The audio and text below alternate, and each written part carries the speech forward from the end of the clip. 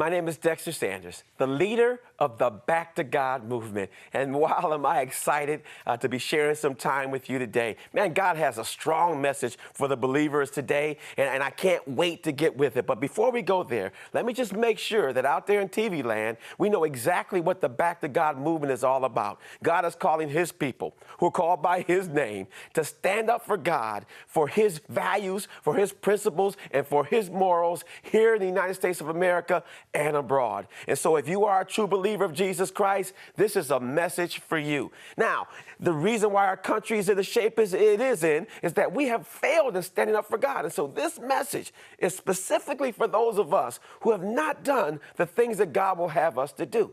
And so to get a better picture, let's go to Proverbs chapter 6, and we're going to start reading at verse 6.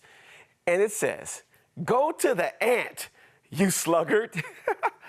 I get tickled when I read that, and you'd be tickled too if you understood that he was talking about you and I. But anyway, it says, "Go to the ant, you sluggard. Consider her ways and be wise, which having no captain, overseer, or ruler, provides her supplies in the summer and gathers her food in the harvest."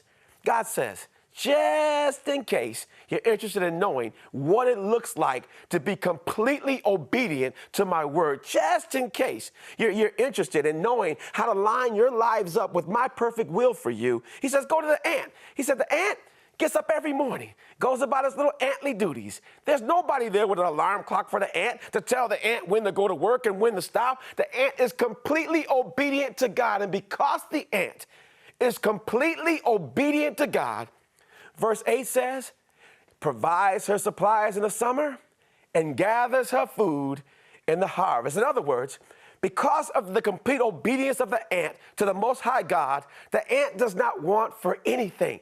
The ant is not in line for any government subsidies. The ant does not sign up for welfare. The ant is not collecting food stamps. The ant has everything self-sufficient simply because the ant is completely obedient to God. Oh, wow. Couldn't we learn a little something from the ant? Now, the next verse that I want to share with you, this is a verse of scripture you really got to go home, look in the mirror, and ask yourself the question that verse 9 does. It simply says this: how long will you slumber, O sluggard? When will you arise from your sleep? In other words, saints of God, what is it going to take for the people of God here in the United States of America and abroad to get up and stand up for God's principles in this earth? What's it going to take? Another 9/11? What do you need? I'm out of Orlando, Florida, where we saw Porsche kill lots of innocent people. What do we need? More bombings?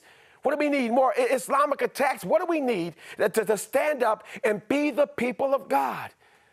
Fact of the matter is, if it's not you and I that are going to rise up and stand up for God in this nation, no one is going to do it.